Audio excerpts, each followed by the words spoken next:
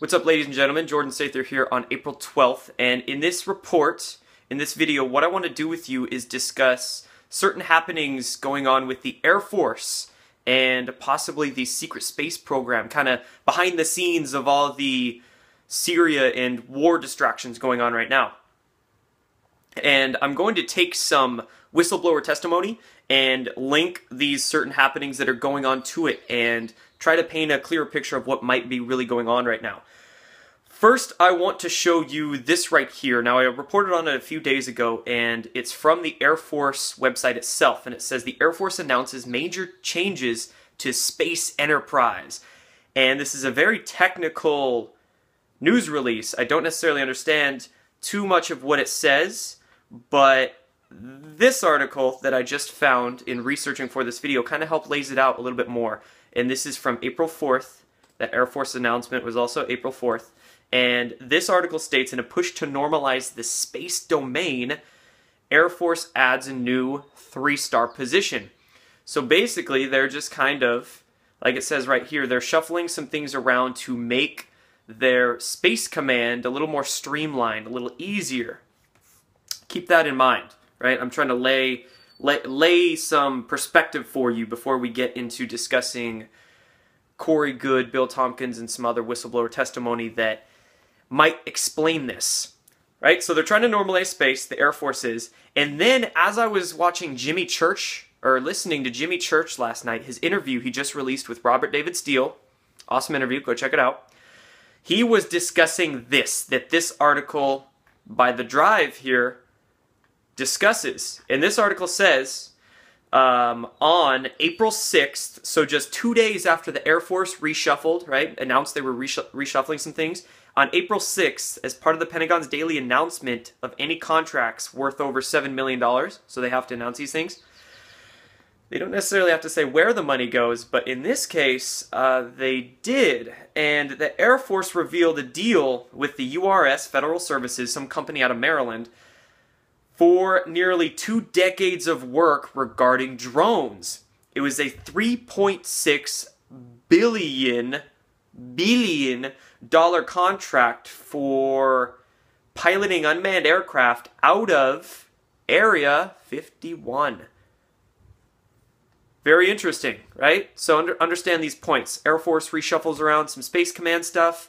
Then they announce some giant contract having to do with drones and, you know, out of Nevada Air Force bases and a bunch of stuff in Utah. Like, what the heck is really going on? Makes you really scratch your head. Especially understanding how it fits into the bigger picture. And that's what I want to lay out for you.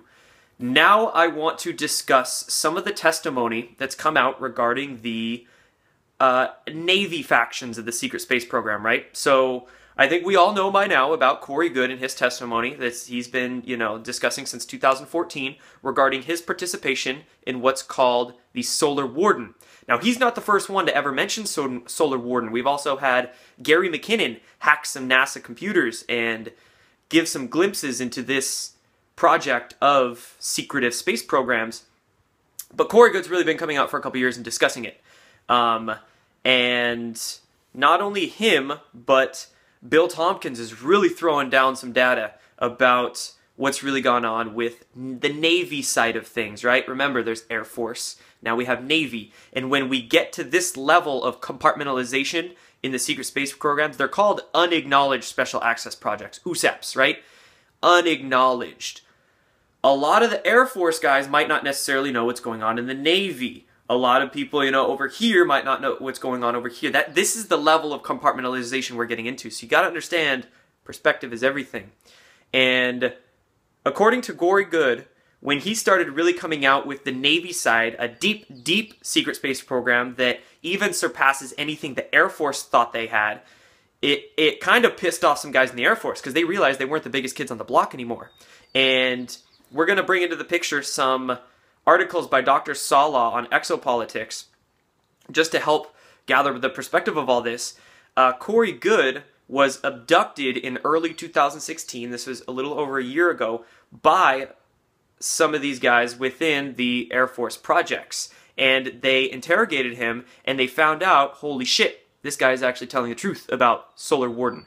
And then this caused some serious internal issues within the Air Force and those compartmentalized projects because they realized, their ego got checked. They weren't the biggest kids on the block. And after this occurred, this brings us now to just a couple months ago where, not even a couple months ago, just about 3 weeks ago, where Dr. Michael Sala briefed Corey Goode again and then released this article. Air Force officials investigate claims of secret Navy space program.